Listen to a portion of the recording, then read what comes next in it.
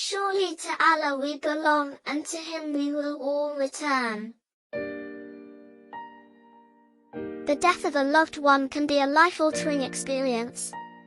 Every person who experiences the loss of a loved has their own unique pain or set of circumstances to contend with. In the Islamic tradition, Muslims are encouraged to ponder on our death and the death of those we love each day. There are many deeply compassionate teachings on how we are supposed to understand and treat death. At the root of every teaching is the understanding that we are returning to our Maker. When a man dies, his good deeds come to an end, except 3, ongoing charity, beneficial knowledge, and a righteous child who will pray for him. Hadith Sahih Muslim. This hadith teaches us that we can still commit good acts on their behalf for Allah's sake. It's also a way of showing our sabr, patience, and our love for those who have returned to Allah. The ghusl procedure, washing and shrouding. When a Muslim dies, it is the responsibility of his family or other Muslims within the local community to wash him according to the Islamic rites of washing the deceased. Usually, at least 3 to 4 people will be involved with the actual ghusl, washing and shrouding. Place of washing. The deceased's body should be washed in a clean, secluded, and private place where clean water and soap are available. Gloves must always be worn when handling and washing the deceased. The body of the deceased should be washed with water and, if available, lotus leaves, or camphor, to be used in the final wash.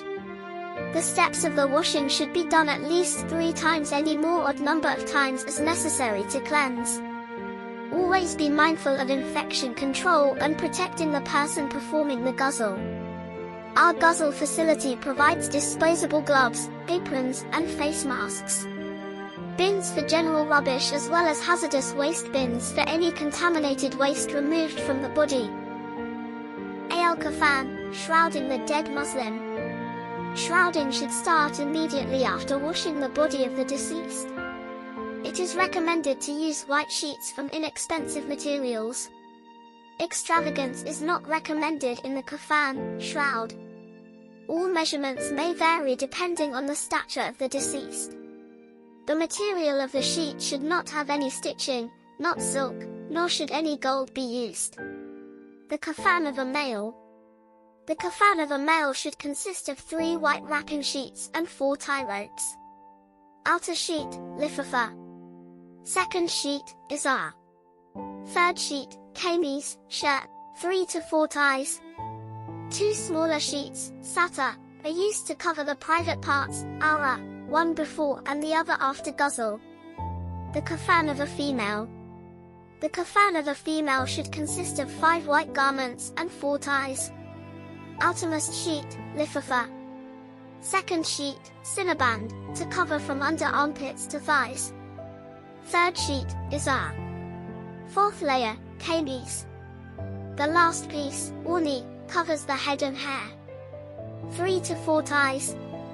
2 smaller sheets, satar, are used to cover the private parts, one before and the other after the ghusl. Funeral prayer, Salatul Janazah. A divine service is held over the dead body of every Muslim, young or old, even of infants who have lived only a few minutes. When the soul leaves the body, preparations are made for bidding him the last farewell. It is highly recommended that, after washing and shrouding the body of the deceased, the body is not to be kept long, but rather taken quickly, prayed for, and then buried. Salatul Janazah is required to be performed in the congregation to request a pardon and pray for the deceased. It is preferable that Salatul Janazah be performed outside the mosque or the musalla, prayer room, like in the mosque activity rooms or courtyards, and may even be performed at the cemetery. Salatul Janazah is a collective obligation. A Muslim should not hesitate to participate in it, whether or not the deceased or his relatives are known to him. Salatul Janazah is said silently, except for the takbir and taslim. All conditions for regular salat are required in Salatul Janazah, such as tahara, wuju, clean body and clothes, niyyah, intention, and facing the Qibla. There are specific times when it is prohibited to perform Salatul Janazah, unless it becomes necessary, due to the condition of the body, to perform it quickly and then bury the body. These prohibited times are from sunrise until the sun is fully risen, at the zenith of the sun at meridian, until it passes the meridian, from when the sun pales before sunset until it has set. Steps of Salatul Janazah.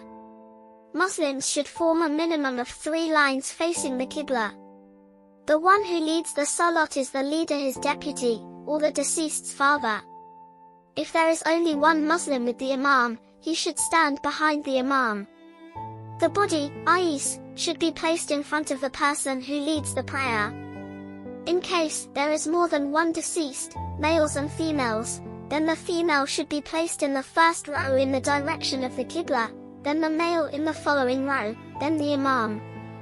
For example, if there are a dead Muslim male, female, a young girl, and a young boy, then behind the Qibla, first place the body of the young girl, then the adult female, then the young boy, then the adult male, so the bodies are arranged in a way that female bodies are first, then the males. The Imam should stand by the middle of a female body, and by the head of a male body. This is due to the hadith in which Anas related that Prophet Muhammad, PBUH, leading Salatul Janazah for a dead male, the Prophet, PBUH, stood in front of the deceased head, and for a dead female, the Prophet, PBUH, stood in front of the middle of her body. Authentic Abu Dawud. In another hadith, Samira ben Jundab said when Prophet Muhammad, PBUH, made Salatul Janazah for a dead Muslim female, he stood in front of her waist, Muslim. Dafn, the burial. Islam has a unique style of building graves and cemeteries that is characterized by humility, simplicity and economy in costs, and that avoids glorifying the dead with elaborate monuments. It is of great importance that a special cemetery be devoted exclusively for the use of Muslims. Muslims may not be buried in the cemeteries of non-Muslims, nor can non-Muslims be buried in a Muslim cemetery. The deceased should be buried in the locality in which he lived. It is undesirable to take the body to the person's own country or another city. In Muslim cemeteries, there are at least 2 types of graves. Al-Shaq is to make a deep vertical hole in the ground. Al-Lad is to make a deep vertical hole in the ground, then in the bottom make a side horizontal hole big enough to cover the whole body. Both types are used, but it is preferable to use Al-Lahad if the land is solid. I think that's all from me as the narrator. Thank you to you Mr. Denny Alaluddin as the headmaster, Mr. Fikri as the deputy of principal, and of course Mr. Fabian made this video. AL-BAYAN Goalpara, Guru, and Seswinya Pardikar and Semua. Hope this video can help you to understand the process of Muslim funeral services.